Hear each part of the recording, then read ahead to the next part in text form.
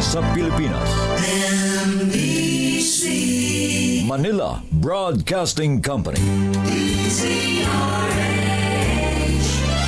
DZRH, member, kapisanan ng mga broadcaster ng Pilipinas. Member KBP. Oras! Eksakto, en punto. 6:04.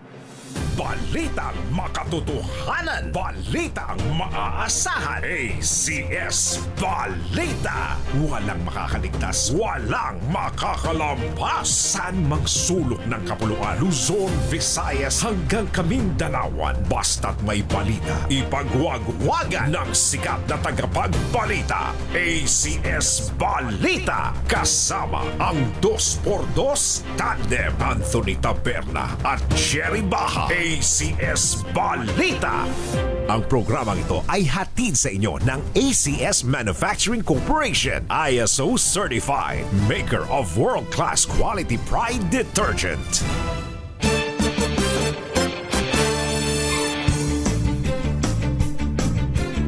Araw ngayon ng Martes, 27 ng Enero 2026. Sa ulo ng ating ACS Balita, National Digital Connectivity Plan para sa mas mura at mabilis na internet sa bansa, nilagdaan ng Pangulong Bongbong Marcos. Mga atleta at opisyal ng Women's Tennis Association may libreng sakay sa LRT2 at MRT3 sa loob ng 6 na araw. Dalawang impeachment complaint laban kay Pangulong Marcos ni-refer na sa House Justice Committee. Mahigit pisong dagdag presyo sa diesel, umarangkada na. 5 minutong response policy sa traffic accidents ipatutupad ng MMDA. At death toll sa lumubog na Roro vessel sa Basilan umakyat na sa 19. Magandang umaga, Luzon, Visayas at Mindanao. Good morning, Philippines. Hello, world. Kami po ang inyong mga tagapagbalita. Ito po si Jerry Baha. Ito po naman si Anthony Taberna. At ito ang ACS Balita. ACS Good News. inaprobahan na po ng Pangulong Bongbong Marcos ang kauna-unahang NDCP. NDCP. Subok na matibay. Subok na matataag. Ayun. National Digital Connectivity Plan ng bansa.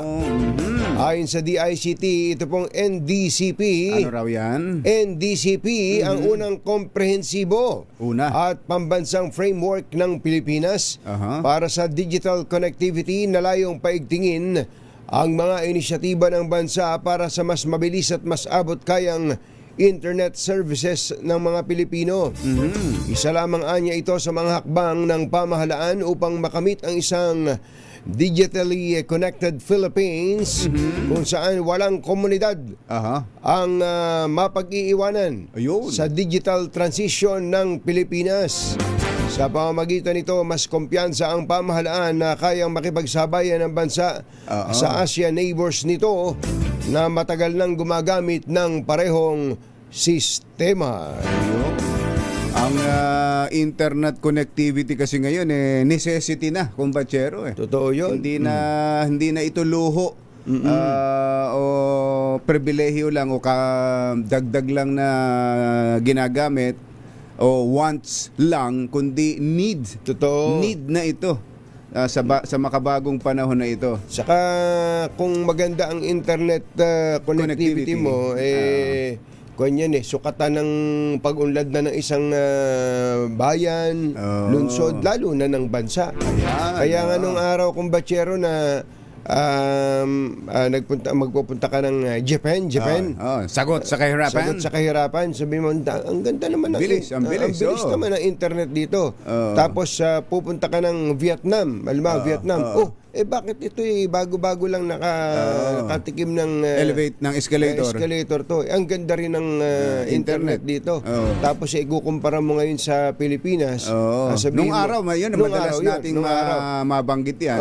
Pero sa ngayon, mga matagal nang nakakasubaybay sa 2x2, kung familiar sa inyo yung mga statement na yan, talagang sinasabi namin dati yan.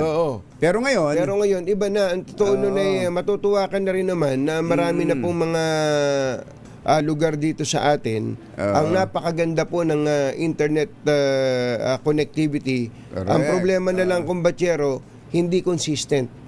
Hindi consistent. Kailangan po yan ay maging consistent at maging at mapamura. accessible, Maging accessible. sa mas maraming tao. Mas Ayan. maraming tao. Kasi ngayon pupunta ka sa isang coffee shop. Makakakuha ka ng internet access, bibigyan ka ng password. Kasi bumili ka ng kape, at meron ka ipapakitang resibo, andun yung internet o yung wifi access. Hindi lang yun, kumbatsero. Yung binili mong kape na yon, yung wifi access mo na yon, yun na rin ang gagamitin mong pambukas ng kubeta. Oo. Sasabihin ko na nga rin sa dahil sa yung iba kasi nakikiihi lang sa coffee shop. Nakikiihi ngayon pagka kumain ka o kaya bumili ka sa isang coffee shop, doon ka lang may libreng access ka na sa kubeta. sa wifi, tapos may access ka pa sa lalo na doon sa mga malalamig na lugar na ihi ka ng ihi. ihi ka ng ihi. Pero kahit sa Pero mga dito sa atin, hindi yung kubeta, matagal nang libre sa atin. matagal yan. na libre sa atin yan. Matagal na libre. So ngayon po, ang kagandahan nitong sinasabi ng Pangulong Bongbong Marcos na to, parang kahit saan ka na pumunta. Kahit saan magpunta ka sa public place, magpunta ka sa mga pribadong lugar, hotel. Hihingi nyo lang yung password. Ang totoo nga, kumbatsero, hindi mo na kailangan nga humingi ng password. Nakalagay doon, free wifi. Free wifi. Pakiulit mo nga. Free wifi. Free wifi. Ba't nangingingongo daw yun? Ay, nako. Mas mura, mas maganda. At mas mabilis. Mas mabilis. Oras natin, Engineer Tony Nanggel, 1 minuto na lang. 6:12 na ng umaga. May libreng sakay sa LRT Line 2 at MRT ang lahat ng opisyal at mga kalahok sa Women's Tennis Association o WTA Tournament. Sa magkahiwalay na anunsyo ng LRT2 at MRT3, lahat ng accredited na opisyal ng local organizing committee ng WTA, mga volunteers, participants, coaches, staff at atleta ay maaari mag-avail ng libreng sakay mula kahapon, January 26 hanggang sa katapusan, January 31. Kailangan lamang ipresenta ang kanilang valid WTA accreditation pass para magamit ang libreng sakay. Kapwa ay pinatupad ng 2 railways ang free rides bilang pakikiisa sa pagdiriwang sa unang pagkakataon na mag-host ang Pilipinas ng WTA tournament. Ginaganap ito sa Rizal Memorial Complex dito sa Manila na nagsimula kahapon na tatagal hanggang sa Sabado. Yung unang round, panalo si Kuan. Si Alex Ayala. Panalo si Alex Ayala. Congratulations. Tinalo niya yung Ruso. Ay, babae Rusa. At ito dahil kay Alex Ayala, ang daming ngayong gustong maging tennis player. Ito, gano'n naman nakakatuwa naman Dati nung si Manny Pacquiao sunod-sunod na panalo, lahat gustong maging boksingero. Nung nanalo ng gold sa Olympiada at si Aidelin Diaz, lahat gusto magbarbell. Gano'n naman Tapos gaya-gaya. nung sumikat din itong yung si Paul Volter, si EJ Obiena. Si EJ, lahat gusto ngayong tumalo ng mataas. Talaga, ganun talaga. Lundag ng lundag, nagluluksong baka na. Practice, di ba? Ngayon, ito kay Alex Ayala, ayan, dahil siya ay isang tennis sensation, and dami ngayong gustong maglaro ng tennis. Congratulations sa una. Sana ay mas marami pa, hindi lang si Alex, marami pa talagang maging lumaking pangalan sa larangan ng tennis. At Lalo dito, ngayon at mukhang sa buong mundo ngayon ay pinakasikat na tennis player yata especially sa kababaihan, si Alex Ayala. Kaya nga Oo, galing. Kaya, Very charming kasi itong bata na to eh. tapos yun nga, talagang at pwede sa mga Pilipino ito. Hindi kailangan ng height dito. Kailangan lang dito bilis. Oo, liksi, Lakas. Kailangan malakas kang pumalo. Yan. Dapat si Joel Reyes-Ubel. Baka masina yung... Bakit si Joel lang nakita mo? Malaki mga braso. Pumalo eh. Bango na, bayan! Joel, tol! Basta? Ay, Kuya Elmer ngo, magandang morning. Lakyam, chapsihon. Tama po, Kuya Elmer, yan nga po yung coffee shop na may code sa CR. Pero dito, wala namang masama dun eh. Ako sa akin, kumbachera, yung iba naman, iba kasi... Sa Cotton Wings, wala. Wala naman, wala na. Saka sa Cotton Wings... Pabalik-balik nga ako sa CR doon. Wala namang code na hinihingi sa akin. May dumadaan nga doon pwede makiha. Sige ko, ang ganda pa naman ng CR doon sa ibaba namin doon. Dapat talaga,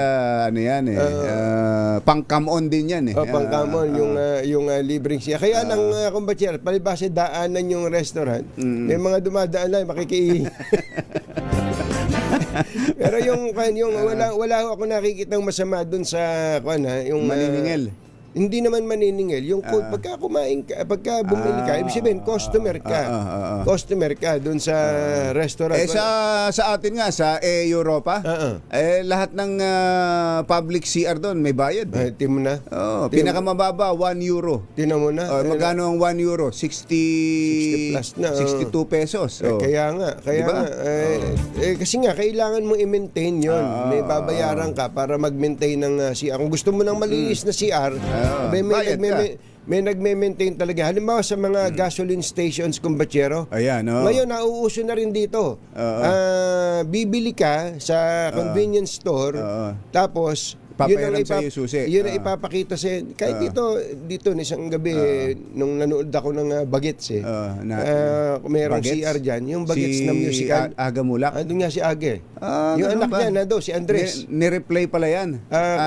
Ni-revive. Pero musical kumbachero. Musical. Magaling yung mga bata. Magagaling yung mga bata. And anyway, yung isang gas station dyan, sabi ni John, bossing, hindi ka pwedeng mag-CR. Bakit? Hindi ba public CR to? Hindi, bumili ka muna ng tubig. Tapos pakita mo yung resibo dun sa... Tapos, tsaka kapahiramin ng susi. Hindi, libre na. May naglilinis pa doon ng CR. Ayun, palagay ko okay lang yun. Okay lang yun. Para hindi rin natin abusuhin. Ayan. Alas 6:17 na ng umaga, posibleng pasok na sa 1-year ban rule ang ikalawang impeachment complaint na inihain laban kay Pangulong Bongbong Marcos. Sa ilalim ng 1987 Constitution, hindi na maaaring magain ang higit sa isang impeachment case laban sa parehong opisyal sa loob ng 1 taon. Ibig sabihin, isa lang na impeachment complaint ang dadaan sa pagsusuri ng komite para sa form and substance. Unang naghain ng impeachment laban sa Pangulo si Attorney Andres de Jesus na sinundan ng Makabayan Black. Plano rin sana maghain ng ikatlong impeachment case ni dating Congressman Mike Defensor laban sa Pangulo, ngunit pinag-iisipan pa nito kung itutuloy ang paghahain. Pareho nang ni-refer sa House Committee on Justice ang unang dalawang inihaing impeachment case at wala pang desisyon kung ano sa mga ito ang uusad. Alas 6:18 ang ating oras. Mayong buntag kaninyong tanan mga Bisaya, mata na mamudiha, gising na ba kayo? Muling sinalubong ng panibagong oil price hike ang mga motorista na umaabot sa mahigit piso kada litro sa diesel. Sus Mario, pala sunod-sunod na ito. Magkano? 1.40. 1.40 sa diesel, 80 centimos sa kerosene. Sa kerosene at 40 centimos sa gasolina. Pag ganito naman ang sasalubong sa iyo, pwede bang wag nang sumasalubong itong mga ganito? Oo nga. No? Di ba? May kapag sasalubungin ka, dapat masaya. good news. Kapag uuwi ka ng bahay tapos darating ka ron, walang ulam. Wala, Bad news yun. Bad news yun. Yung iba na pinaghahampasan ng mga kaldero at talaga. kaserola sa bahay. Talaga. Gutom na gutom, pagod na pagod, tapos darating sa bahay, ang isasalubong sa walang ulam. Oo. Kailangan masaya yung sasalubong. Kailangan masaya ang salubong. Ikatlo na po itong sunod na linggo. Ayan pa, na tumaas ang presyo ng gasolina, ikalima naman sa diesel at ang kerosene ngayong taon. Isinisi ang panibagong oil price hike sa tensyon hinggil sa Greenland at optimism sa demand ng China. Alas 6:19 na ng umaga, susunod! Dito boy! Uy, dito daw sa mga traffic accident, meron na ring 5-minute response policy Ayan. na ipatutupad ang MMDA. Ano ba detalye niyan? Yan at iba pa sa pagbabalik ng ACS Balita. 6:19 ng umaga.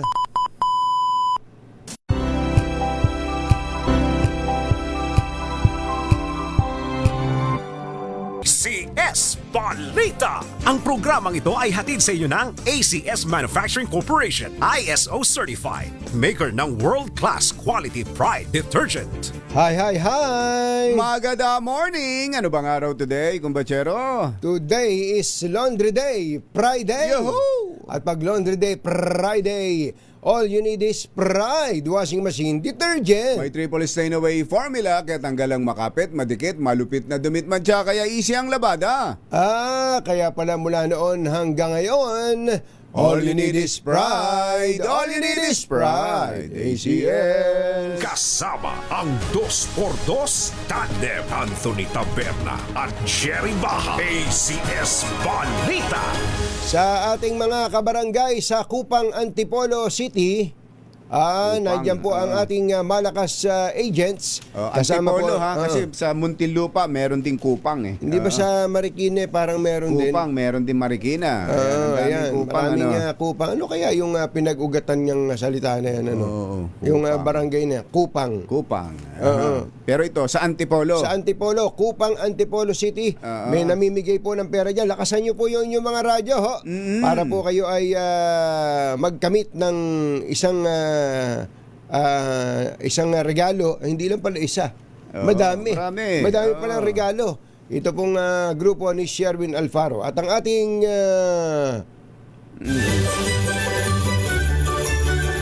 Ready na ba kayong tandaan ang ating word of the day para manalo ka ng DZRH Mini Component?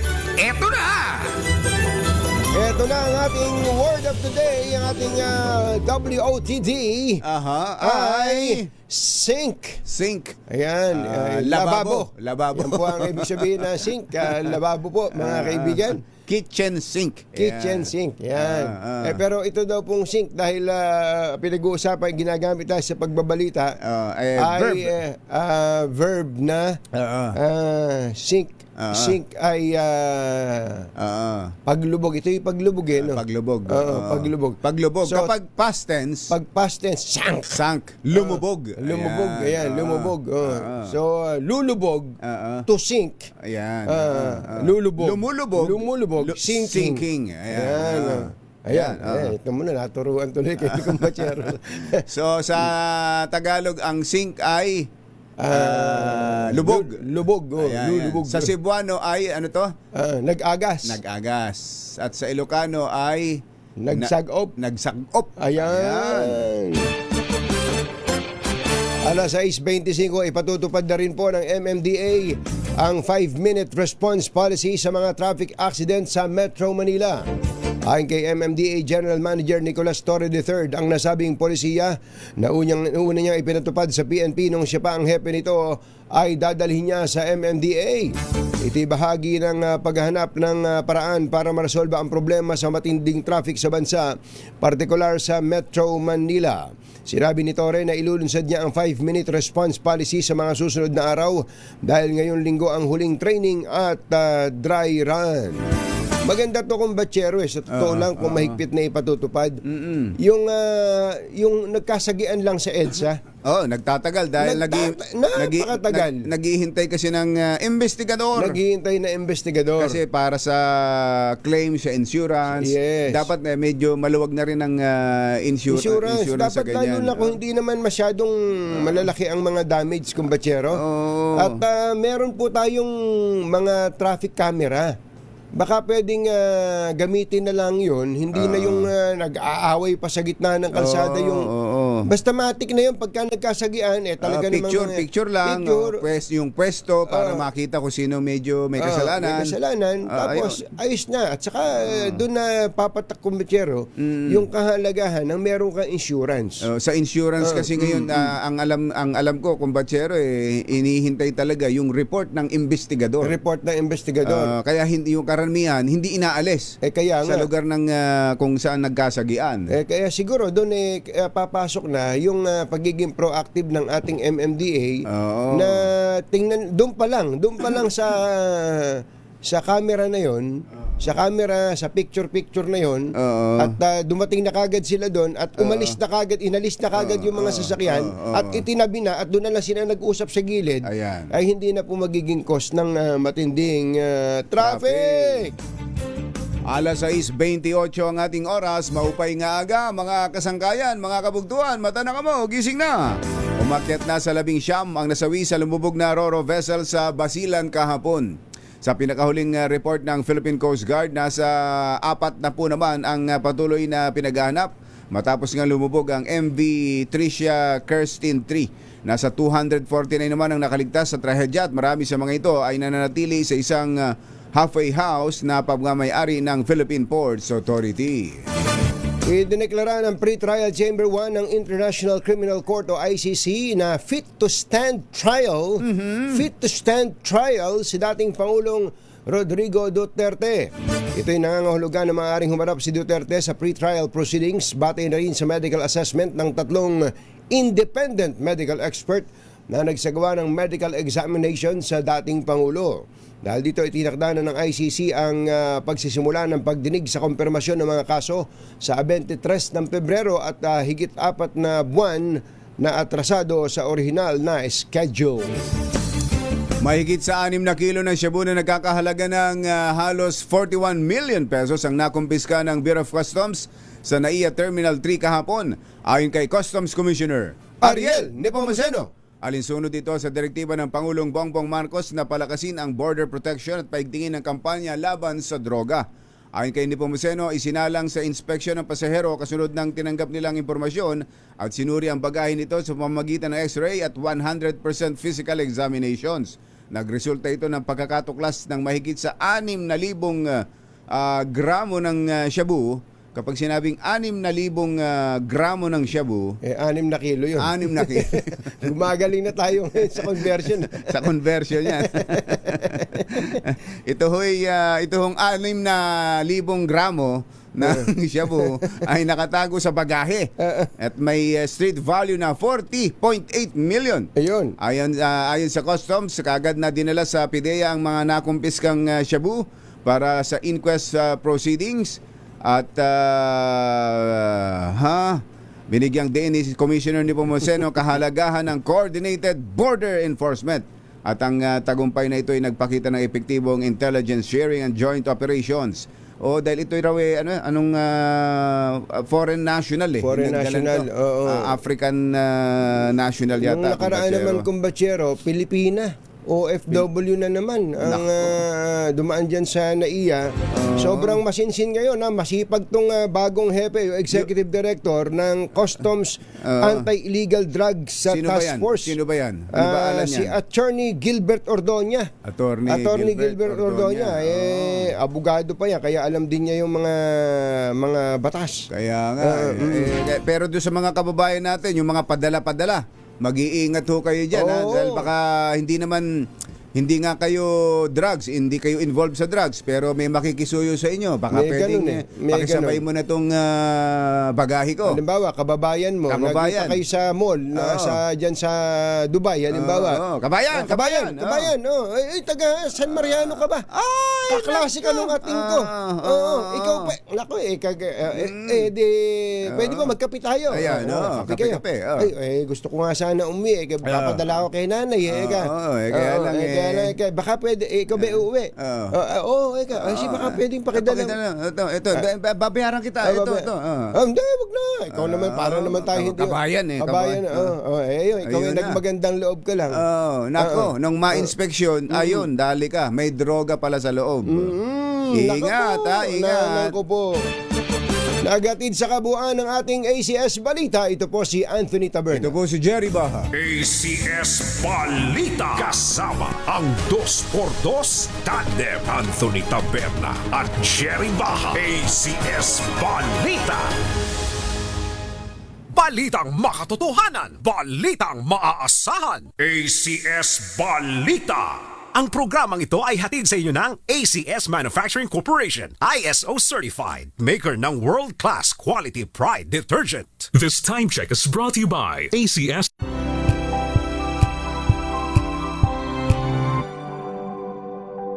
Curious ka ba sa maraming bagay?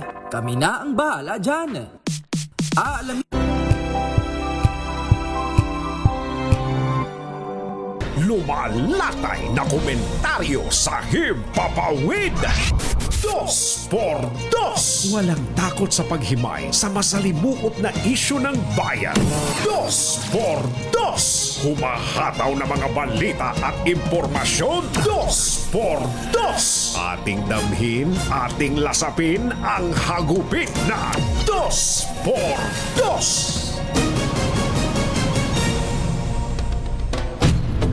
Tatlong trahedya sa karagatan ang naitala sa nakalipas na 1 linggo na kinasangkutan ng paglubog ng MV Devon Bay sa Panatag Shoal noong Enero 23. Ang paglubog ng motorbangka na MBCA Amihara sa Sarangani noong Enero 18, 6 po ang namatay dyan. At ang paglubog ng Roro vessel na MV Tricia Kirstine 3 sa Basilan.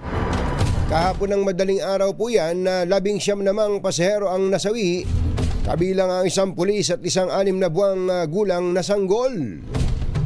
Ayon po sa Philippine Coast Guard, hindi overloaded ang barko at pasok sa authorized capacity ang bilang ng mga pasahero. Sinabi ni Captain Noemi Kayabyab, tagapagsalita ng Coast Guard, nasa 350 ang total capacity ng MV Tricia Kirstine 3, samantalang 332 lamang ang sakay nito nang mangyari ang aksidente sa Balok-Balok Island. Sinabi ni Kayabyab na patuloy ang isinasagawaang marine casualty investigation habang nagpapatuloy din ang search and rescue operation sa mahigit 20 iba pang nawawalang pasahero. Isyu ng bayan ng katotohanan. 2x2. Maitim ang balak, magtago ka na. 2x2. Si Jerry at si Anthony, narito na. 2x2. Hahataw ng todo, urado ka. 2x2. Ang katotohanan, dala nila. 2x2. Walang sinasamba pale, maniwala ka. 2x2. Hataw ng gusto, tol, umasa ka. 2x2. 2x2.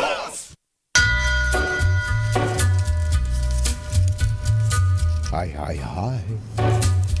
Maganda morning. Magandang umaga, bayan! Bayan! Ito po si Anthony Taberna. Ito po si Jerry Baha. Muli pong sumasa inyo ang 2x2 sa umagang ito ng Friday! Yuhuu! Kumusta po kayo? Nasusubaybayan niyo po ba ang matindihang bakbakan ng salitaan po lang naman sa pagitan po ng mga opisyal ng Chinese Embassy. Chinese Embassy at ng mga opisyal ng pamahalaang Pilipinas, both sa executive at sa legislatura po natin. Meron kasing masasakit na salitang binitawan itong Chinese Embassy Oo. Ano man, ang nagsalita na ba niyan yung kanilang bagong ambassador sa Pilipinas? Parang Si Kwan? si Ano Kwan, alam no? Si Kwan? si Kwan, Si Ambassador, Ambassador Kwan. si Ambassador Kwan, si Ambassador Kwan. Masasakit po kasi yung mga binitawan nitong salita laban dun sa mga una-una kay ano pangalan, Commodore ba? Commodore J. Tariela. J. Tariela. Medyo masakit naman talaga at matalim magsalita yun. Pero kapag tungkol sa China, Pagtungkol sa China. talagang matalim magsalita yung taong yun. Ang nangyari po mga kababayan, noong pong meron yatang isang presentation tong si Commodore Tariela, sa presentation niya ay may caricature na ipinakita siya ng mukha ni Chinese President Xi Jinping. Sumama po loob ng China doon. And in fact, sila po ay naghain pa ng diplomatic protest against Tariela. After he used an image collage of Xi Jinping that appeared to be an artificial intelligence generated depiction na nagpapakita o mukhang nagpapakita na ito ay gawa ng AI. Of Xi Jinping fuming in anger, Na nagpupuyos sa galit, flexing his muscles, na nagpapakita ng kanyang muscle, and even holding a wooden boat at may hawak na isang bangkang yari sa kahoy bearing a Philippine flag. na may bandila ng Pilipinas. Talagang binanatan po yan ng gusto ng Chinese Embassy. And in defense of Tariela, nagsalita po itong si Senator Risa Ontiveros, si Senator Erwin Tulfo, at sinundan pa at rumesbak uli yung Chinese China. Embassy. Binanatan naman ngayon yung mga senador na para bagang hindi diplomacy ang sinusulong. Bakbakan talagang walang puknat, kumbatsero. At kahapon po, sa Senado natin, sa plenary, nagsalita na po itong si Senator Kiko Pangilinan at sinabi niya sa pangunguna ni Senate President Tito Soto ay 15 senador. 15 senador ang pumirma sa isang resolusyon. Ito po'y Senate Resolution number 256 expressing the sense of Senado condemning na kinukundina recent public statements ang mga katatapos lamang na mga pahayag pampubliko made by the Chinese Embassy na ginawa ng Embahada ng China sa Pilipinas, criticizing Philippine officials and institutions. na binabatikos ang mga opisyal ng Pilipinas at mga institusyon. Yun po yung So 15 senador ang pumirma. So kung 15 senador, ilan yung senador yung hindi pa nakakapirma? O pipirma, may intention ba silang pumirma? Nasa siyam pa. So parang ang mangyayari nito, kumbatsero, kapag ka ba ikaw ay hindi pumirma, pro-China ka. Ganun ba yun? Pagka ba ikaw ay pumirma, ikaw ba ay anti-China na kaagad? Ganun po. Sana hindi natin ganun tingnan yun. Ito po ay may panawagan pa nga si Senator Kiko Pangilinan, kumbatsero, na pati ang House of Representatives dapat maglabas po ng kaparehong resolusyon at suportahan ang executive department. At malinaw naman yung malinaw naman yung laman ng resolusyon na ang kinukundina ay yung mga pagbatikos. Yung pagbatikos, kumbatsero. Sila yung kumbaga bisita natin sila. Sila binigyan natin ng maayos na na hospitality, magandang hospitality. Iniestima natin sila dito. Meron silang lugar dito sa Pilipinas. Oo. Tapos habang andito ka, aawayin mo ng aawayin ang host country mo. Hindi yan itinuturo sa diplomatic community. Talaga. Hindi ugali yan ng diplomatic community. Matindi naman kasi kumbatsero yung sinabi nitong Chinese embassy. Oo. Parang ang sinasabi nito ay hindi dapat nagsasalita ang mga opisyal ng gobyerno. Karaniwan sa ganyan, magpa-file ng diplomatic protest. Yun ang, di ba? Oo. Oo. Sa speech po ni Senator Risa Ontiveros, ang sabi niya ay ganito: any foreigner Sino mang dayuhan has no right ay merong walang karapatan to silence Filipinos na patahimikin ang mga Pilipino within the Philippines. sa loob ng Pilipinas. Ayun, yun na yung Nadali mo, nadali mo, Senator Risa Ontiveros. Tapos ito palang Chinese Foreign Ministry spokesperson, si Guo Jiakun. Sino? Si Guo, kamag-anak kaya ni Alice to? Guo? Si Guo Jiakun threatened Philippine Jiakun, ha? officials on our very own soil. Oh, pinagbantaan pa? Warning that they will pay a price for their words. Yun daw po ang sinabi nung Ganon?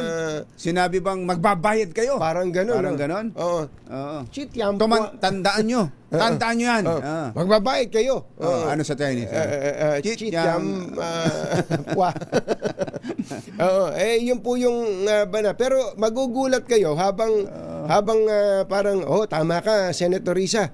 Sabi ni Senator Erwin Tulfo, tama ka Kakiko, Pangilinan. Tapos sabi ni JV Ejercito, nanonood ako kahapon Ako nga nagsalita na ng Chinese nung may isang forum daw siya inattendan, kaya lang siya pinayagang magsalita ng Malaysian Chinese officer doon sa IPU daw, kumbatsero, Interparliamentary Union. Aba, maniwala ka, habang nung nagsalita sila ngayon, nagsalita din yung Robin Padilla. Senator Robin Padilla. At ipinagtatanggol ang China. Aba. Ang mga kumbatsero ng bayan, Katunying at Ka-Jerry. Pero China? para lang may perspective, tama po yung konteksto natin. Pakinggan po natin si Senator Robin Padilla. Sige nga. Glenn Estrada, pakinggan po natin si Robin Padilla. Ako po ay nakinig at napanood ko po ang mga talumpati ng ating mahal na kasama, Senator Risa Ontiveros, Senator Marcoleta, Senator Erwin Tulfo, patungkol po sa kaganapan na nangyayari ngayon sa pagitan ng Chinese Embassy at sa atin pong mga senador. Ang akin po lang mungkahi sana, ako po ay naniniwala, mga mahal kong kasama, na itong usapin nito ay masyadong popular sa ating mga kababayan. At ang magsalita ka ng patungkol sa pagsasaayos ng singgalot na ito ay hindi pabor sa sino man na magsasalita nang gusto mong magkaroon ng kapayapaan. Pero sa usapin nito, ako po ay tatanggapin ko kung ano ang sasabihin ng mga tao sa akin. Kung sasabihin nilang, pro-China yan, okay lang po. Wala pong problema. Ang akin pong gustong sabihin sa ating mga kababayan, alam niyo, ang isang bagay, pag hindi natin inayos, pag hindi tayo nagtulong-tulong na maayos, lalong-lalo na sa kapitbahay natin, kapitbansa natin, hindi po ito makatutulong sa atin. Hindi po ibig sabihin na ako'y pumapayag na pagsalitaan ng hindi maganda ang ating mga kasama ng Chinese Embassy, hindi rin naman tama yun. Pero, hindi rin naman po tama na ang isang opisyal natin sa gobyerno na isang unipermado pa ay gagawa ng katatawanan o karikature ng presidente ng China. Sapagkat kanina po, habang nag-uusap kami ni Senator Amy Marcos, sabi ko sa kanya, kung yan ginawa ng China sa ating Pangulo na si Bongbong Marcos, ako'y oposisyon, pero gagawin nila yan kay Bongbong, ay unang-una po ako magagalit. Sapagkat hindi ako papayag na babawin ng kahit na sino ang Pangulo ng Pilipinas. Hindi ako papayag na gawan ng karikature kahit ako'y oposisyon, na gawan ng ganyan ang ating Pangulo. Sapagkat ang Pangulo ng isang bansa, yan po ang tinatawag nating representasyon ng ating bayan, katumbas ng bandila. Kung ano ang tingin natin sa bandila, yan ang tingin natin sa Pangulo. Kaya, kung ano man po ang ginawa, Mga kaibigan, yan po si Senator Robin Padilla. Ayan na po yan. Basically, yan na po yung medyo may extension pa ng konti yan. Pero dahil wala na po kami oras. Medyo yun na mahaba po yun. pa sa kalye. Medyo humabali pa sa kalye. Ba't pa may background music? Siguro sa sarili nilang page yun eh. Sarili sa niyang page. kanilang Baka galing. ginandahan niya para, alam mo, pag may music medyo... Parang ganito. Yeah. Okay. Mga kaibigan. Yeah. Pero nung ginagawa yun sa Senado, walang ganun. Walang music na background. ganon. Walang music na ganon. Pagkatapos kanya, ang tumayo, si JB Ejercito eh. Sabi ni JB alam mo naman yun, isang ehersito yun. At sa ibang tawag isang estrada rin yun. Isang estrada. Estrada rin yun. Kaya mamaya makakausap natin si Glenn Estrada, ang Executive Director ng Fertilizer and Pesticide Authority. Dahil bawal pala, ibinawal pala ng FPA yung pagbibenta ng abono online. May mga nagrereklamo po laban sa FPA, ba't nyo ibinawal yan? Pagbibenta online.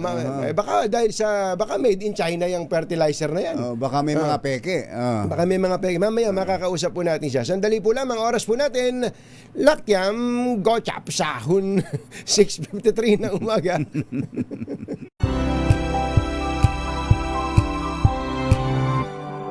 Anthony Taberna sa 2x2 sa DZRH.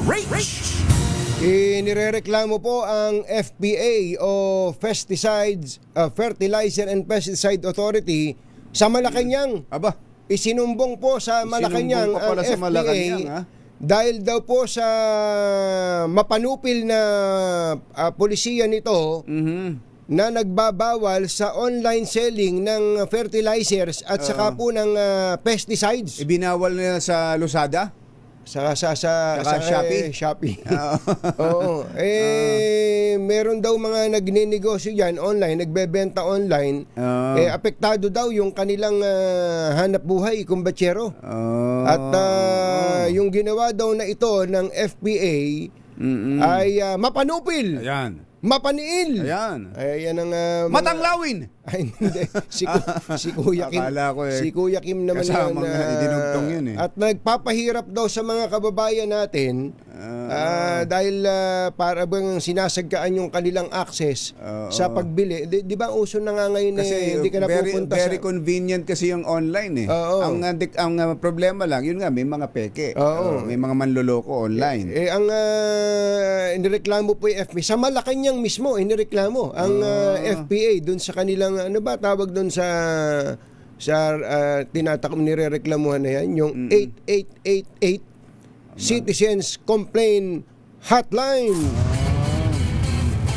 Kausapin natin ang Executive Director ng FPA, si Executive Director Glenn Estrada. Director Estrada, magandang morning. Si Katonying po at saka si Ka Jerry. Kumusta po kayo? Good morning, Katonying at Ka Jerry. Opo. Morning po. Opo. Natanggap niyo na po ba itong reklamo na to? Kayo pala inireklamo dyan sa Malacanang? Nakarating na ba sa inyo yan? Apo, kahapon po ng mga hapon po namin natanggap yung sa 888 ako. Opo. Teka muna, sino po ba ang nag-file ng complaint? Sabi nga namin, unanimous lang ba yun? Unanimous ba yun o may pangalan? Sa hanay namin kasi hindi namin po nakikita yun eh. Nakalagay po kasi anonymous. Anonymous na complaint. Opo. Opo. Okay, bakit po ba in the first place ay naglabas kayo ng ganitong policy na bawal ang pagbebenta ng fertilizer online? Bakit? Meron po bang proliferation yan online? Actually po, yung isang paglilinaw namin dyan, sa hanay po ni FPA, kung titignan nyo po yung mga ini-issue namin na lisensya, wala pong specific po na i-issue si FPA bilang na lisensya para sa mga online activities. So, ang nililisensyahan po ni FPA ay katulad po ng manufacturer, importer, distributor, dealer, mga ganyan, no? Sa lahat to ng aming lisensya ay wala po kaming maitapat na lisensya for you to authorize online selling. Yun lang po yung paglilinaw po nung inisyu namin na memorandum circular na wala kaming specific na ini-issue para po to do online selling. So in other words, hindi kayo nag-authorize ng online selling? Sa ngayon, parang technically ganun yung lumalabas, no?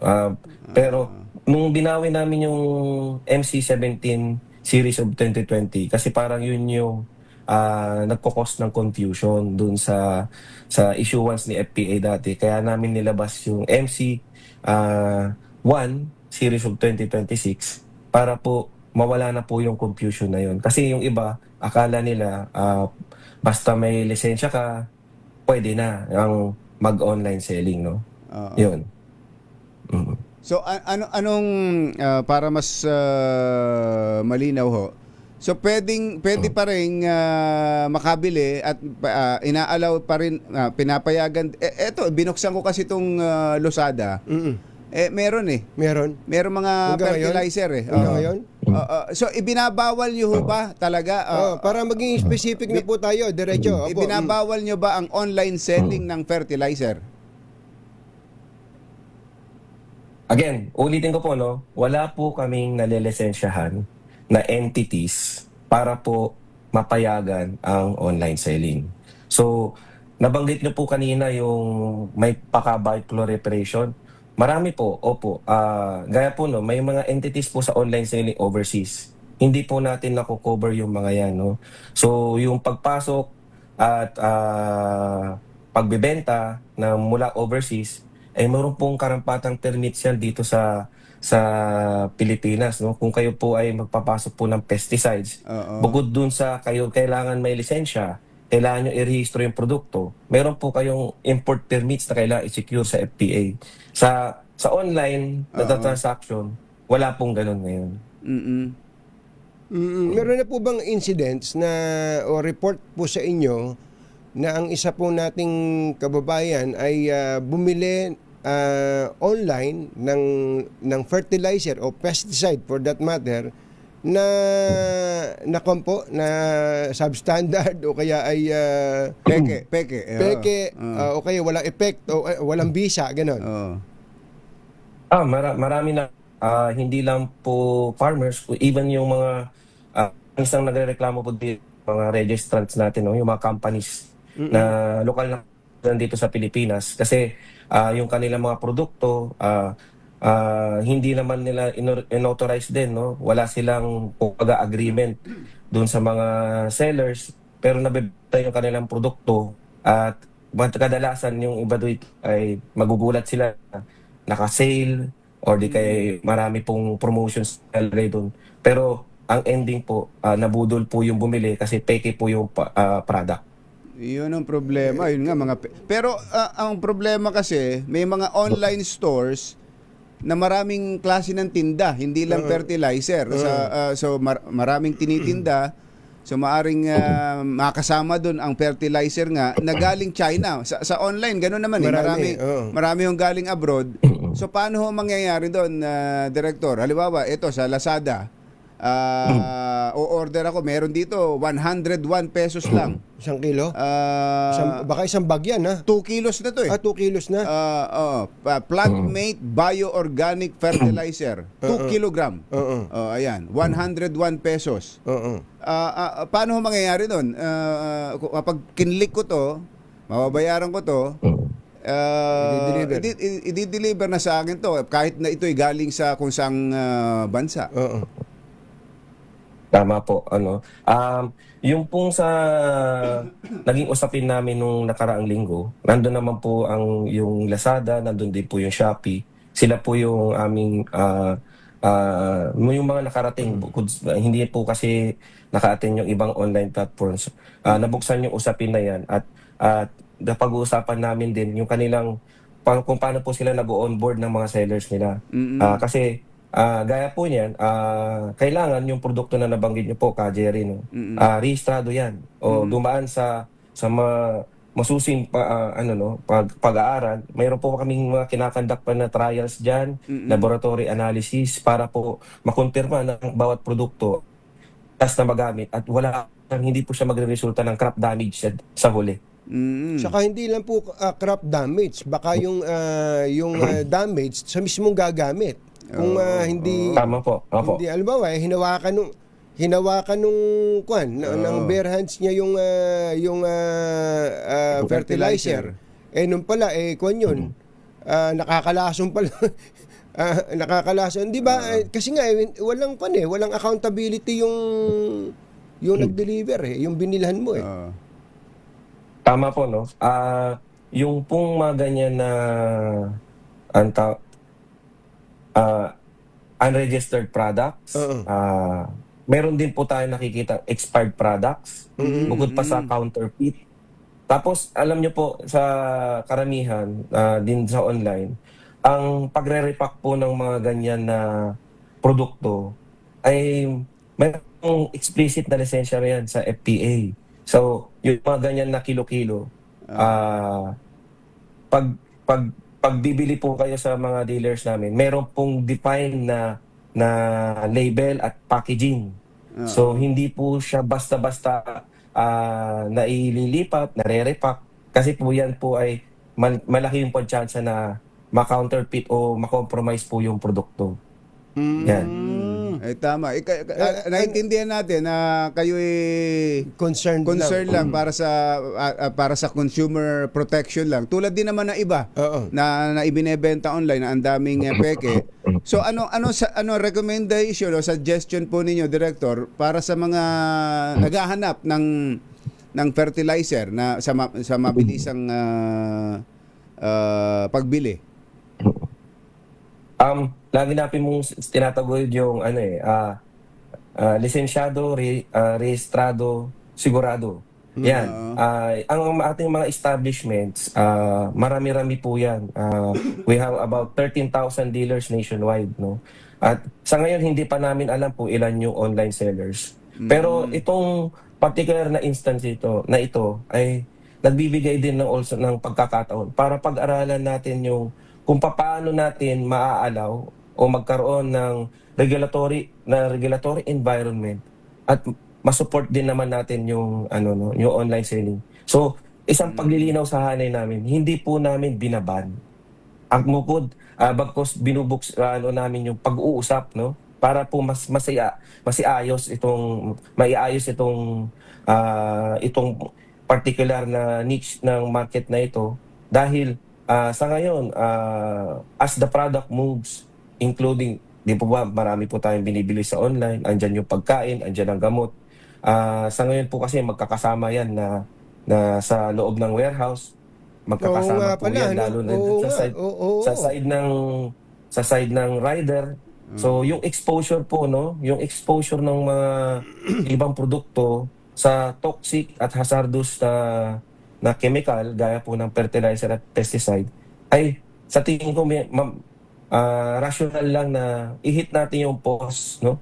Parang we are hitting a pause for this para lang po mas makapag-usap as mas maayos natin. Definitely yung mga namin, no, itong mga nakita namin na sellers overseas, talaga pong hindi po namin ito papayagan dahil kailangan po talaga ito ng may karampatang permits. At definitely yung mga unlicensed ay wala po dapat sa ganitong kumbaga hindi dapat sila ma-engage sa ganitong pagbebenta Ano dahil sabi ni ang Lazada? dami pong training. Ano sabi ni Lazada sa ni Shopee dito? Ang understanding ko sa sinasabi nyo ngayon, if you hit the post, baka isususpend muna. Haba pong nag-uusap po kami. Mas maganda na rin po ito kasi parang ang tagal nitong naabutan ko lang din naman po itong issue na to. Pero parang walang naging firm na guidelines para dito. At hanggang sa umabot na tayo sa ganito. Ngayon. So suspended muna ang mga online selling nito, online transaction ng fertilizer saka pesticide until such time na maayos yung, baka kailangan nyo maglabas ng mga guidelines dyan na mas specific at ma-discourage din yung ating mga kababayan sa pagtangkilik na baka mga wala pang mga tatakyan Kaya pagka nalason pa yung tao dyan hindi sino ngayon ang papapanagutin mo. Balikan niyo po kami dito, Executive Director, para po makatulong kami sa public information. Maraming pong salamat. Sige po. Please po. Kano nyo related ho ba kayo kay ERAP, Director? Hindi po. Alam mo, walang bigote to Walang bigote. Thank you, Director. Executive Director Glenn Estrada ng FBA. Magandang umaga po.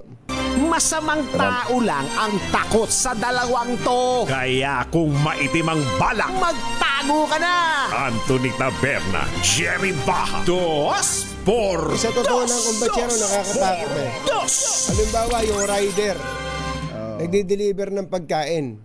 Tapos naka-order ka rin sa kanya. Pinick up doon sa kung saan man, warehouse ng fertilizer o kaya ng pesticide. Pinaghalo sa box. Nako. Tapos ngayon, may yan, baka diba? nag-i-emit ng kung anong...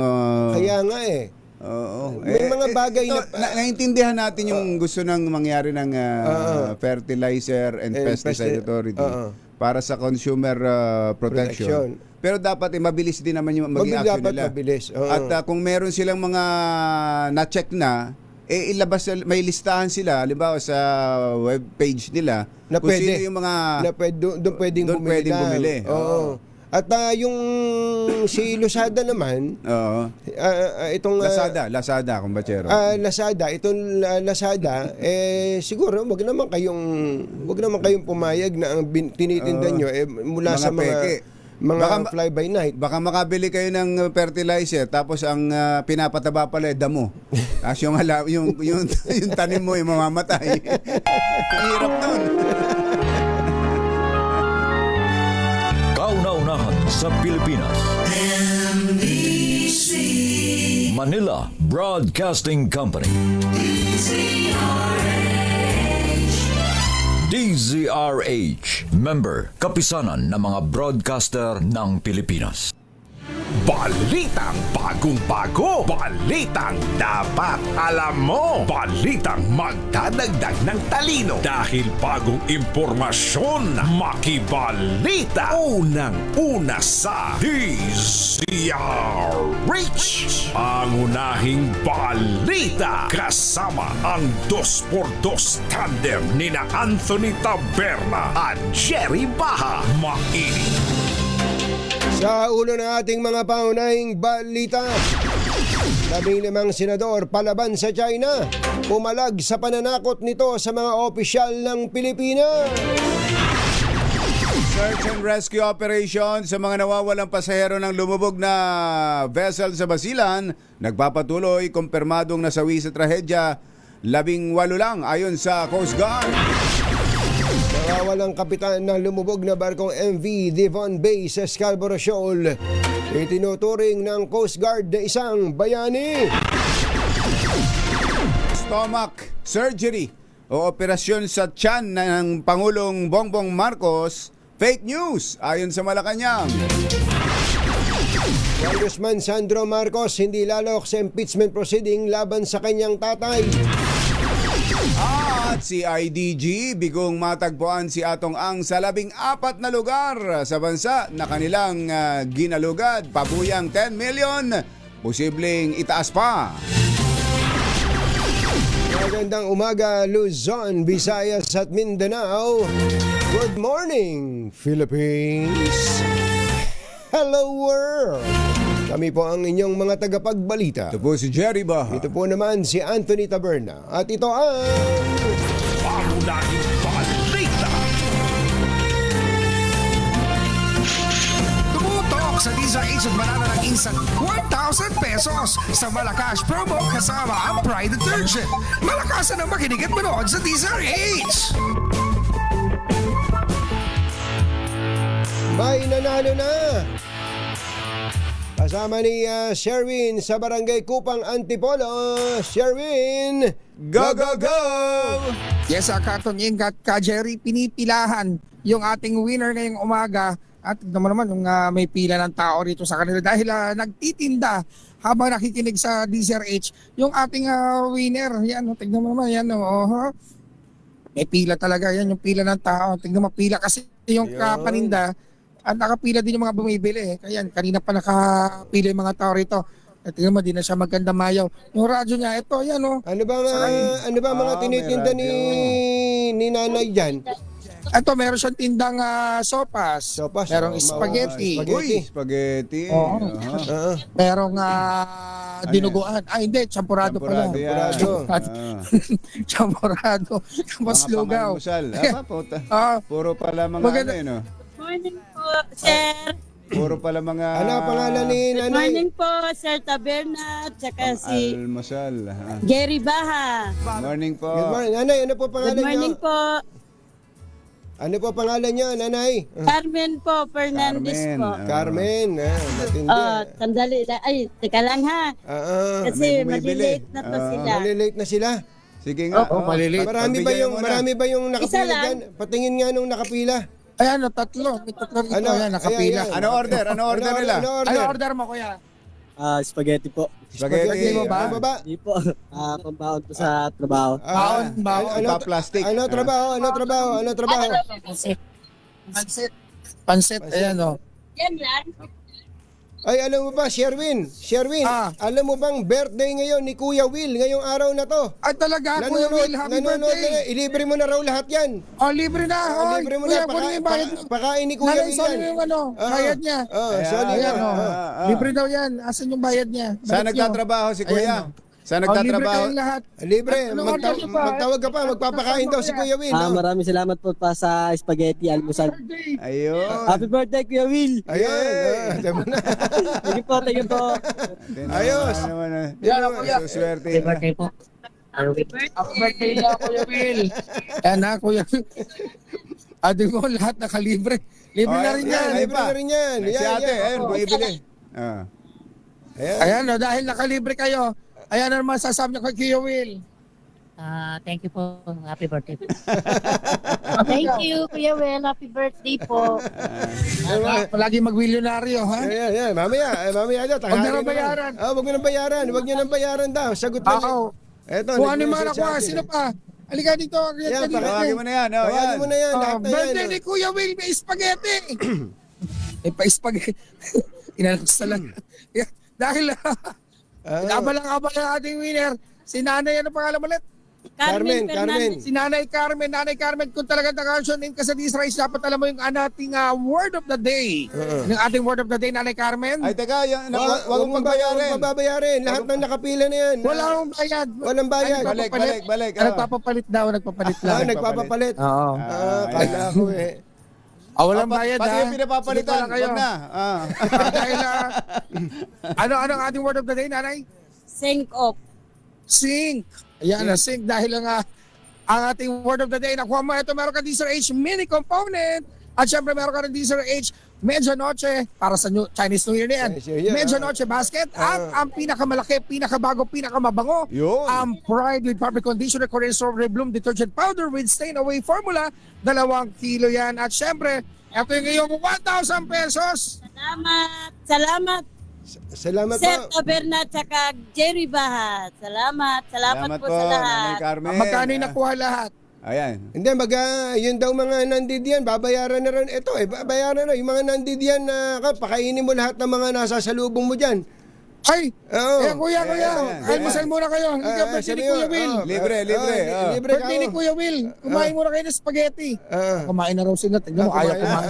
Mga iba kinakain ng mga yun. Ayaw. Talagang. Basta lahat ng natitira dyan, yung pangmerienda, sagot na raw ni Kuya Will. Lahat ng masalubong mo dyan. Sagot na kay nanay. Magkano ang iaano pa natin? Ayan, oo. Pambayad. Pambayad. Ayan, si Twe. Oo. Thank you so much, Kuya Will. Happy birthday ulit. Ayan, tinan mo. May dala siyang sopas. Dami kinuha. Libreng sopas. Oo, tinan mo. Salamat po. Tansyahin mo kung magkano yung nandiyan at sisingilin natin ito. Para nakalibre ng pansit. Ayun. Hindi na mga naman. Pampalong life yan. Yung pansit na may kasamang hotdog. Hotdog ba yan, nanay? Hotdog, opo. Ano yan? Ang hotdog hindi lang pang spaghetti, pang pansit pa. Sherwin, tinan mo na yan. Dahil si Nanay Carmen ay nakikinig sa DZRH, pati yung mga bumibili sa kanya, sinuwerte ngayon. Oo, talaga swerte talaga. Iba talaga pag nakikinig sa DZRH. Salamat. Ayan. Happy birthday. Maraming salamat po sa inyo. At syempre, ayan, sa mga nais manalo 1,000 pesos na akin tumutok sa DZRH, baka na susunod nating winner sa DZRH Malacash promo kasama ang Pride Detergent. Aris number 6, Sugarbean Bata Alfaro DZRH, una sa Pilipinas. Meron pa, ano? Nanonood kami. Live pala ito. Ayan, nanonood. Dati naman may sumugod pa. Ayan, pakain na. Happy birthday kay Kuya Will. Ayan, kumuha ng spaghetti. Magtawag pa kayo. May spaghetti pa. Magtawag na kayo. Ubusin natin to. Kung ano yung Ay, maraming salamat, sir. Kita ko na kayo. Ayan, kita mo na. Ayan. Yun lang ako for the first time. Nai-live na ako. Ay, maraming salamat. Sana dagdagan pa ni Lord yung pamumuhay natin araw-araw. Ayun. Para may tayo, matatanggap tayong mga regalo. Ayun. Kay Sir Will. Ayun. Maraming salamat po, nanay. Maraming salamat. Ayan, pakainin mo lahat yan. Kain na kayo, tuloy kayo. Tuloy kayo. Yung mga bisita ni Kuya Will, dito na. Oo, mahulog. Maraming salamat, Sherwin. Nanonood kami. Nanonood pala talaga. Nagchismisan na dito. Mag-extra ka na. Para sa DZRH, Aris number 6, Sherwin Bata Alfaro DZRH, una sa Pilipinas, una sa Pilipino. May gusto na spaghetti rito. Spaghetti ketchup lang yung pinangkulay. Sarap nun. Talaga. Saka may konti ng hotdog. Ay, ayos na. Bakbaka na. Pangunahing balita. Thank you, Kuya Will, sa paalmusal mo, ha. Sa pakain na mamaya raw, ay tanghali na raw siya. Alas 12 na. Noon time show na raw siya, kumbachero. Aba. Noon time show daw. Happy birthday, Kuya Will. Thank you. Anthony Taberna at Jerry Baha. DZRH. Pangunahing balita. 7:27. This time.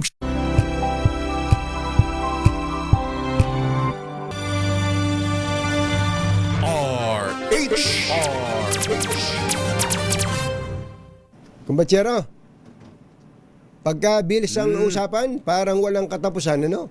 Ang hirap pa, yung iba-iba babayaran mo, iba-iba pupuntahan mo, iba-iba pa yung due date, kung saan-saan ka talaga mapapadpad. Talaga, ganyan talaga, kumbachero. Sayang ang oras, sayang ang pamasahe.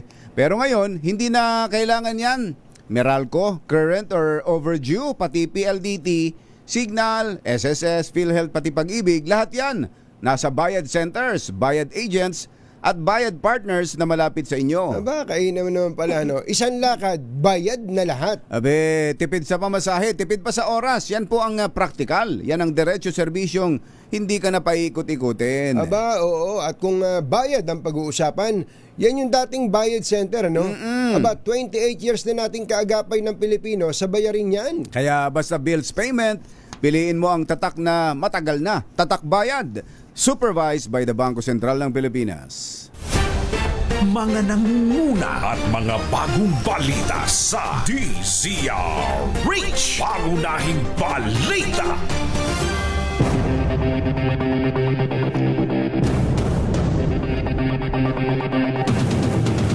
Alas 7:34 ng umaga, nagpapatuloy ang manhunt operation ng mga otoridad laban sa puganteng si Charlie Atong Ang na pangunahing akusado sa kaso ng missing sabongeros.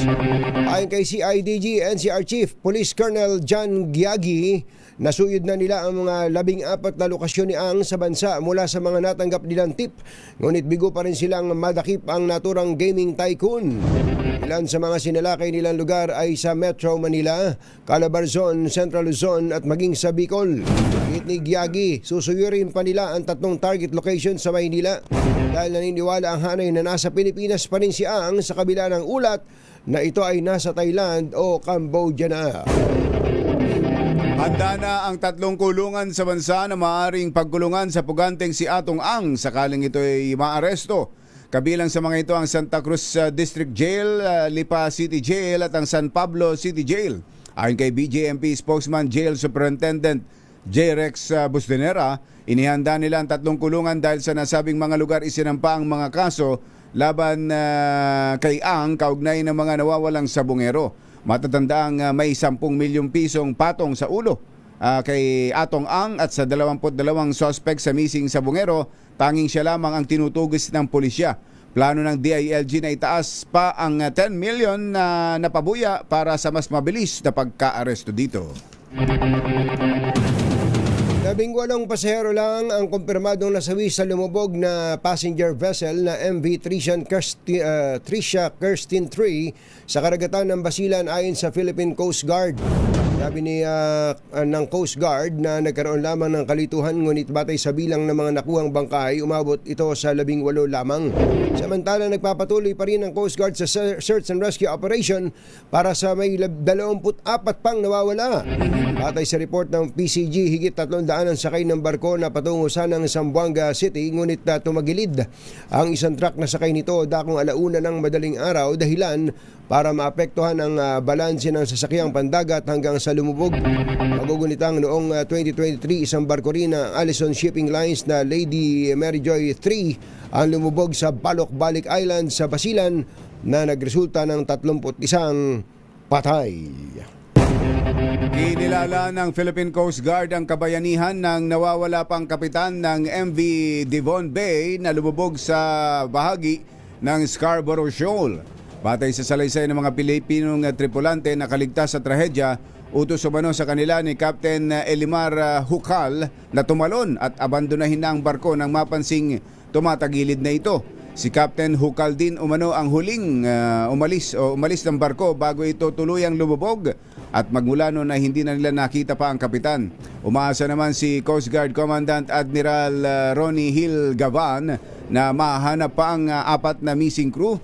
Kabilang na si Hukal na anya'y matuturing na bayani dahil hindi nito pinabayaan ang kanyang mga kasamahan sa harap ng trahedya. Alas 7:37, tinawag ng Malacanang na fake news ang balitang ooperahan ang Pangulong Bongbong Marcos dahil sa diverticulitis. Ayon kay Palace Press Officer Claire Castro, maayos na ang kalagayan ng Pangulo at patuloy nitong ginagampanan ang kanyang mga tungkulin bilang punong ehekutibo. Balik normal na rin anyang schedule ng presidente at sa katunayan ay dumalo na ito sa pulong ng Economy and Development Council. Matatanda ang isinugod sa ospital ang Pangulong Marcos noong nakaraang linggo matapos makaranas ng discomfort. Sa ngayon po ay masasabi natin maganda po ang kalagayan ng ating Pangulo dahil siya po ay kasalukuyang nasa meeting. At yun po, at marami po silang pinag-uusapan patungkol po doon at kung ano man mapag-uusapan, maaari kong maibigay bukas. Wala pong ganung balita na mabibigay po tayo dahil ngayon po ang Pangulo ay nasa meeting. So yan po ay fake news. Ang tinig ni Undersecretary Claire Castro. Dumistansya si House Majority Leader Sandro Marcos sa lahat ng impeachment proceedings ng Kamara laban sa kanyang tatay upang mapanatili ang patas na pagdinig sa impeachment case laban sa kanyang ama. Nilinaw ni Congressman Sandro na bagamat walang direktang batas na pumipilit sa kanya na mag-inhibit, ginawa niya ito bilang bahagi ng kanyang moral obligation sa publiko. Bukod pa rito ang layunin na mapanatili ang integridad ng Kamara, maprotektahan ang kredibilidad ng proseso ng komite at maitaguyod ang tiwala ng publiko sa constitutional system. Alas 7:39, dumipensa ang pamahalaan sa pagpunteriya ng Chinese Embassy sa mga opisyal ng bansa na nagpapahayag ng kanilang posisyon sa pagprotekta sa pambansang soberenya at maritime rights ng Pilipinas. Sa Senado, 15 senador ang lumagda sa Senate Resolution number 256 bilang pagkondena sa mga kritisismo ng Chinese Embassy laban sa mga opisyal ng pamahalaan. Sinabi ni Senator Risa Ontiveros, ang freedom of speech ay hindi lisensya para sa kinatawan ng isang bansa na manakot at mambastos ng mga Pilipino. Sa magkahiwalay na pahayag, nagpaabot naman ng suporta ang palasyo, maging ang Armed Forces of the Philippines, pati na ang DFA, Department of Foreign Affairs, sa mga Filipino officials na patuloy na naninindigan para depensahan ang interes at karapatan ng Pilipinas. Nasa ilalim ng de facto martial law ang Pilipinas. Ito ang sinabi ni Batangas 1st District Representative Leandro Leviste sa kanyang Facebook page. Punto ni Leviste, hindi man formal na idinedeklara pero malinaw na nararamdaman ito ng maraming Pilipino. Marami umano tahimik dahil sa takot na makasuhan dahil nakikita na ang mga kritiko ng administrasyon ang unang sinasampahan ng kaso habang ang ibang mga kaalyado ay hinahayaan lamang. Ilan din umano sa mga batas ay inaaprubahan ng walang debate at may mga bilyon-bilyon pisong mga budget na hindi kino-question. Tinukoy ni Leviste ang mga pambayad para sa ibang mga media at social media personalities, mga troll farms na nagpapalaganap ng fake news at umaatake sa mga kritiko ng administrasyon. Ang Pilipinas ngayon ay nasa ilalim ng de facto martial law. Hindi man deklarado, pero nararamdaman. Marami ay tahimik dahil sa takot na makasuhan, dahil nakikita na ang mga kritiko ng administrasyon ang mga unang sinasampahan ng kaso habang ang ibang mga kaalyado ay hinahayaan. Dahil dito, ang ibang mga batas ay inaaprubahan ng walang debate at may mga bilyon-bilyon pisong mga budget na hindi kinakwestiyon. Kasama dito ang mga pambayad para sa ibang mga media at social media personalities at mga troll farms na nagpapalaganap ng fake news at umaatake sa mga kritiko ng administrasyon. Si Congressman Leandro Leviste. Masamang tao lang ang takot sa dalawang to. Kaya kung maitim ang balak, magtago ka na! Anthony Taberna, Jerry Baja, 2x2. 2x2.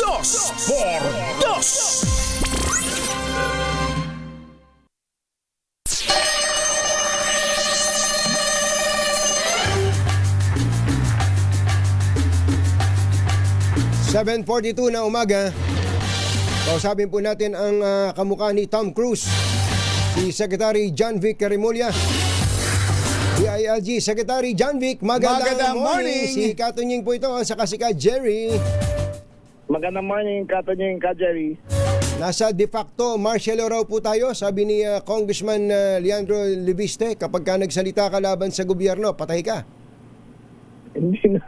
Araw-araw, libo-libong troll lang lumalabas laban kay Presidente. Hindi ba namin pinapansin, di ba? So, hindi de facto martial law. Pwede bang ganun? Tingin siya nagsasalita. Tingin niya kasi na pinag-iinitan siya. So, para sa, it is in his own mind. Nasa isip lang niya yon? Nasa isip niya lang yun. Kasi kung titignan mo talaga, grabe ang banat kay Presidente, kay First Lady, sa amin. Walang tigil yan sa social media. Pero hindi na nabibisan, pinapansin, wala kami kinakasuhan. Di ba? Kasama sa ano yun eh, kasama sa demokrasya. Actually, pati nga kayo bigla na lumalabas sa newsfeed ko yung mga tingin ko ops laban po sa inyo, Secretary John Vic. Masyado kasi kayong pogi bawal yata pogi dito Hindi naman. Minsan nga, kung ano-ano isinusuot sa mga picture, nakasuot sa'yo eh. May nakita pa ako, nakabikini. Pero pa ako, pole dancing. Ayun, tama. Hindi. Mabuti at tinatawanan nyo lang yun, Secretary. Pero sa totoo lang, malulupit po ang mga ngayon, ang social media, ang nabanggit nyo kanina, ang trolls ngayon, Secretary John Vic. Are you not affected? It's only gonna get worse. Pasama ito habang palapit ng 2028. Kaya kung hindi mo kaya ngayon pa lang na hindi pa kumukulo, pag kumukulo ka na, kung kumukulo na lahat yan, hindi mo kakayanin talaga. Ngayon maligam-gam pa lang. Maligam-gam pa pala yan, ha? So kung pa yan, pagdating ng malapit, grabe yan. Talagang banatan yan. Oo.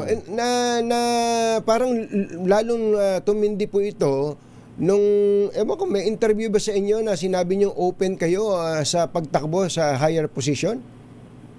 Oo naman, hindi ko naman tinatanggi yun. Tinanong sa akin kung ako may plano. Sabi ko, it's in my mind, pero di pa ako nag-decision. Pero kinoconsider ko. Opo. Ano po ang bubuo o magbubuo ng inyong desisyon para po tumakbo sa pagka-presidente? Ay, maraming factor pa yan. Number one, kung tatanggapin ng mga tao ang aking mga idea para sa mga darating na panahon, kung ano kailangan gawin para sa bansa, o ko ba ang tamang tao, nasa tao yan kung tanggap nila ako, hindi. Pero as far as I'm concerned, alam ko na ang kailangan gawin para sa bansa, alam ko dapat sinong kasama ko, alam ko kung sino dapat tanggalin.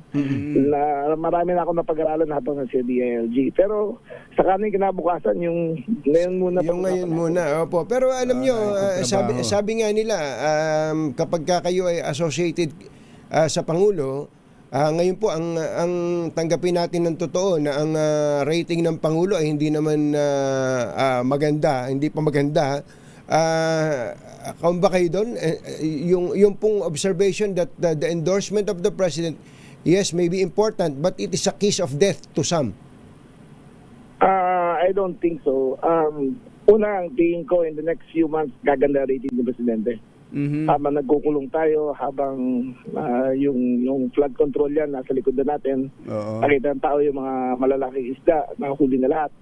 Tingin ko mag-i-improve yan. Habang lalong gumaganda ang ekonomiya, habang nag-roll out yung bagong programa, nakikita nila nagaganda yan. Kasi kayo kung makita mo, self-rated poverty is down by 20%. Yung class E, ang deflation sila by 1.7%. Bumaba ang cost of living nila. So we're on the right path.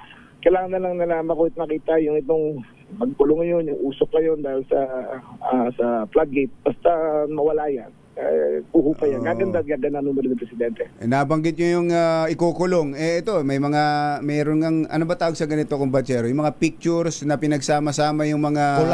Collage. Pinagsama-sama itong mga wanted o mga pinaghahanap. Sino ba ang sa tingin nyo yung pinakamabilis o mauna diyan sa mga high-profile individual na pinaghahanap ng batas ngayon? Well, dapat si Ombudsman ang tanong nyo kasi personally hindi ko alam. Pero tingin ko yung mga Gary V. Boys ang mauuna dyan talaga Gary V. Boys? Yung di na natuto. Ganon ba? Tama ba yung hula ko? Talaga, nako, may mga nenervous. May mga nenervousin dyan. Pero dito kay Atong Ang, tataasan daw ninyo ang reward? Malapit na. Well, may solid lead na kami kung nasaan siya. Dalawang lugar, isa abroad, isa dito. So, konti panahon na lang siguro makukuha na namin. Yung pong meron kayong kaibigan si Senator Antonio Trillanes, may nakita niyo ba yung statement niya, segment? Well, hindi ko naman minamasama yun, pero sa tingin ko kaya siya hindi binoto ng mga taga-Caloocan kasi wala siya experience sa administration, sa governance. Sabi siya sa Senate. Iba kasi yung governance diba? Kaya ng mga taga-Caloocan, nakita nila, wala pala doon, hindi kaya nito, hindi niya binoto. So that's the proof is in the pudding. Diba? Nakita talaga. Ang sabi pala niya, kung babawas-bawasan daw ninyo yung pagpe-press con, mas matututukan daw niyo yung paghahanap sa mga wanted. Hindi naman daw po ninyo nahahanap. Yun ang problema sa yung tawag dito, spectator's point of view. Diba? Kung nasa loob siya, mas nakikita niya kung ano nangyayari. Teka muna, speaking of pinaghahanap ba ninyo si Senator Bato? May humahanap sa kanya sa Senado dahil hindi siya pumapasok. Pero pinaghahanap ba siya? Wala siyang kaso eh. Wala pa naman siyang warrant of arrest. So, hindi ko alam. Ang mainit talaga siya sa kanya. Si Senator Llanes, sabi niya, ba di namin nahanap? Ano ang actionable document namin para hanapin siya? Wala na pong warrant of arrest. Diba? Para ikaw, Jerry, kung sabihin ka, wanted ka ng misis mo, misis mo lang yun, hindi naman criminal yun. Diba? Kaya nga eh. Hindi ka namin nahanapin. Diba? Si Kuya Ombudsman Boying kasi ang nagsabi na may warrant of arrest ang ICC. Ang ICC eh. Sabi niya nakita niya, pero wala pang dinadala sa amin. Formal, wala pa. So, you cannot act on a document on hearsay. Yes, opo. Okay, puntahan po natin. Totoo ba na hindi lang 1 billion yung ino-offer sa inyo para po wag silang tugisin sa flood control mesh yung ibang mga involved dyan, Secretary? Opo, umabot po ng 2 billion yung 2 beses na po sinubukan eh. Sa magkaibang grupo, isang hinihingi na wag silang tugisin at wag yung kaso na lang kung pwedeng gaangan, pwedeng available. Sabi ko, wag na sa amin, wag na kami magkapatid. Diba, sa abogado na lang yung gumastos, pero kung kami lang, wag na. 2 billion ha. Kung iba baka masilaw doon. 2 billion na. Noong una 1 billion, ngayon 2 billion na. Ano po ito? Para sa isang tao lang? Para sa 2 grupo yan. Dalawang grupo. Oo. Dalawang grupo. Contractor? Contractor. So, kung 2 grupo, hindi lang 2 tao ito, Sec? Oo. Maraming madadamay dito eh. Pero hindi ko sabi ko, pinapadaan kasi sa kaibigan ng kaibigan eh. Kaya kung magtatayo ka ng entrapment, wala rin mangyayari dyan eh. Hindi naman naharap yun eh. Hindi naman talaga harap. Malamang yan, maglalaglagan pa yan eh. Sa nakita ko listahan, mukhang makukulong naman sila kahit ano mangyari. Yaman na, makukulong sila. Hindi ba pwedeng maging state witness yan, yung mga lumalapit na yan? Hindi, sila most guilty eh. Clue! Tao ba ito? Ano ba to? Mahaba ba apelido nito o maikli? Mga maikli lang. Parang nahuhulaan ko na. Oo nga. Nako, Secretary John Vic, kailan po yung yung donning of 4th star ni General Nartates? Ang alam ko, ang nagpasabi sa akin ay malapit daw pirmahan ni General Torre ang kanyang retirement. So, hintayin na rin natin yan. Dependent talaga ito kay General Torre, no? Oo hintayin na rin natin. Sabi niya naman, ang nagpadating sa akin salita ay malapit na daw pirmahan. Basta maging conscious kayo lagi na minsan on air kayo, napapamura kayo minsan eh.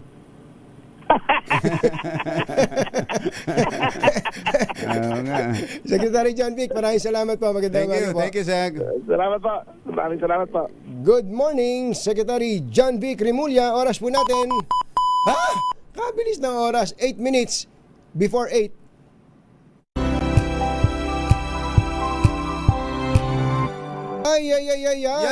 Baka kailangan nyo nang palitan yung bubong na inyong mga bahay, ha? Buti na lang may bubong na maaasahan. Gawa sa state-of-the-art technology. May aluminum na. May pintura pa.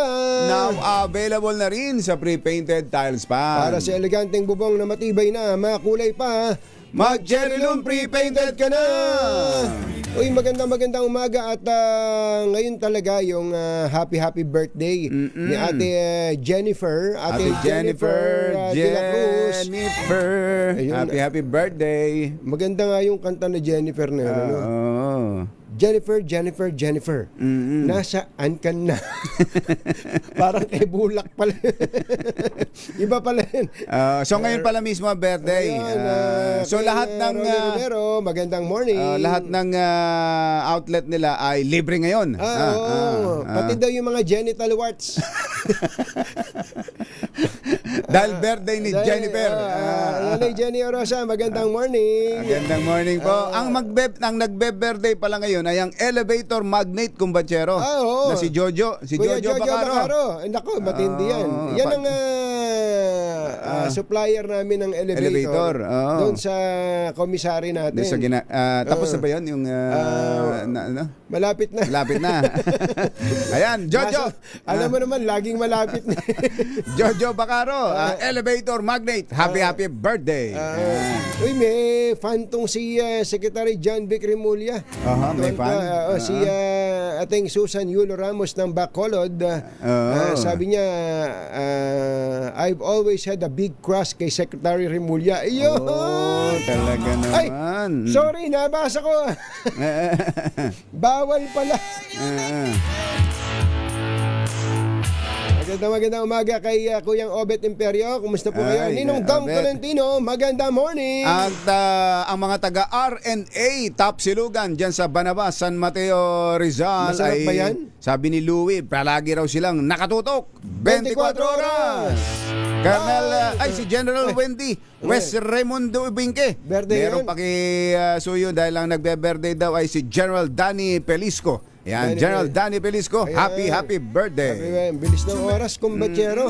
Oy, dun po sa mga, wag na kayo makipag-away dun sa usapin ng China at Pilipinas. Natural lang naman yan, ano? Kung meron bang po mga opisyal ng gobyerno at kahit tayo na tumatayo, nagsasalita, baka nasasaktan pa nga yung China sa sinasabi natin. Minsan kailangan natin gawin yun eh. Kasi kapag hindi ka kumibo, hindi ka umimik, lalo kang dadapurakin.